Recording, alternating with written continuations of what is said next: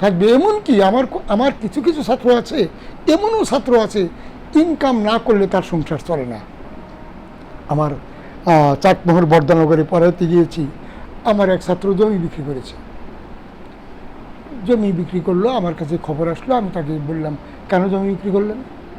বললো হুজুর এই কোরআন পড়া তো আর পাবো না, এই পড়া তো আর পাবো না, আর আমি সেই তাঁতের কাজ করি, তাঁতের কাজ না করলে আমার বাড়িতে ফ্যামিলি চলে না। তো এই জন্য আমি কিছু জমি বিক্রি করে চিন্তা করলাম আগে কোরআন শিখে নিই, তারপরে আমি আবার তাঁতের কাজ করব, আমি আগে কোরআন শিখে নিই। তাহলে কোরআন শিক্ষার প্রতি কত আগ্রহ সৃষ্টি করেছি যে সে জমি বিক্রি করে কোরআন শিক্ষার জন্য তৈরি করেছে। হ্যাঁ, কাজ বন্ধ করে।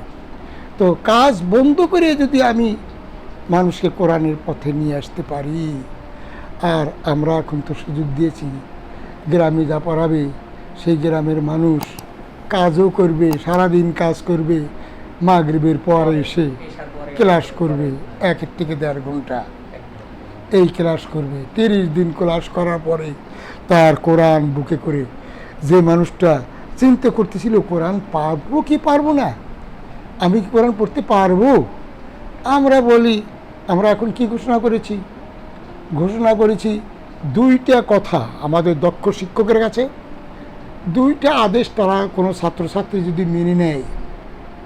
কি আদেশ? যে আমরা ক্লাস কামাই দিব না, আর আস্তে পড়া বলবো না, আস্তে পড়া বলবো না, ক্লাস কামাই দিব না। এই কথাটা যদি কেউ মানে নেয় আর সে যদি কোরআন পড়তে না পারে, আমরা 1,00,000 টাকা তাকে জরিমানা দেব। হ্যাঁ, 1,00,000 টাকা তাকে জরিমানা দেবো, কোরআন পড়তে পারবে না।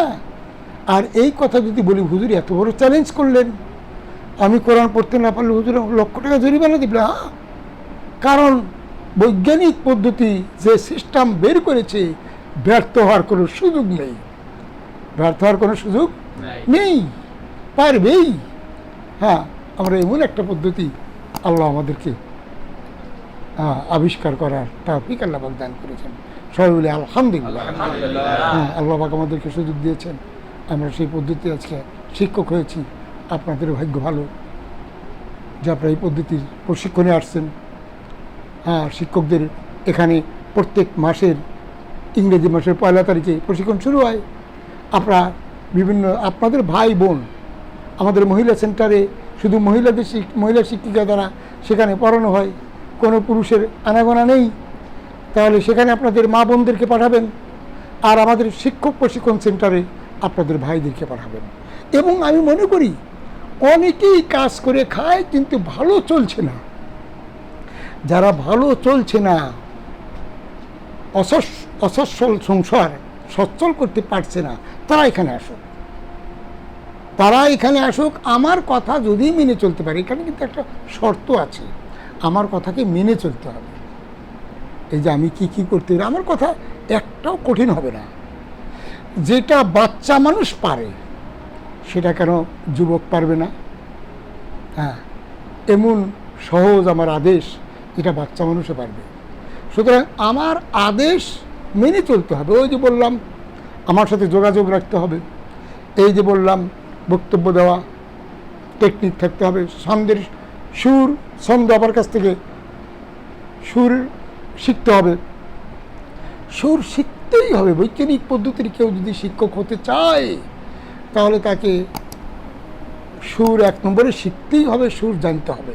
সুর হলো মধু, হ্যাঁ, গুড়, আর মানুষ হলো পিঁপড়া।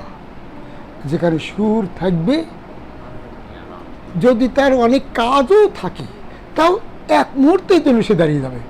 কি সুন্দর শরীর পড়া বলছে রে, একটু শুনি, কানটা দিয়ে দিবে। আর আমার কথা হলো, আমার সুর শুনে কেউ যদি দাঁড়ায় তাহলে তার আমার ঘরে আসতে হবে, আমার ঘরে যদি আসে তাহলে আমার ক্লাসে বসতে হবে। আবার ক্লাসে যদি কেউ বসে তাহলে শেষে বলবে হুজুর আমার নামটাও লিখে নেন, আমিও ভর্তি হব। এত বড় চ্যালেঞ্জ ছিল আমার। সুতরাং আশা করি এই কথাগুলো মনে রাখবেন। আপনি সুখের সময় আপনি আমাকে ভুলে যান, আমি আপনার কে না করব না। কিন্তু আপনি যদি কোনো জায়গা কষ্টে থাকেন, এই বৈজ্ঞানিক পদ্ধতি পড়াইতে গিয়ে কোনো জায়গায় সমস্যায় পড়ে থাকেন, তাহলে আমার সাথে যোগাযোগ করুন। ইনশাআল্লাহ আমরা আপনাকে আপনার সেই সমস্যাগুলো আমরা সমাধান করতে পারব। তাহলে আজকের মতো ক্লাস এখানেই শেষ।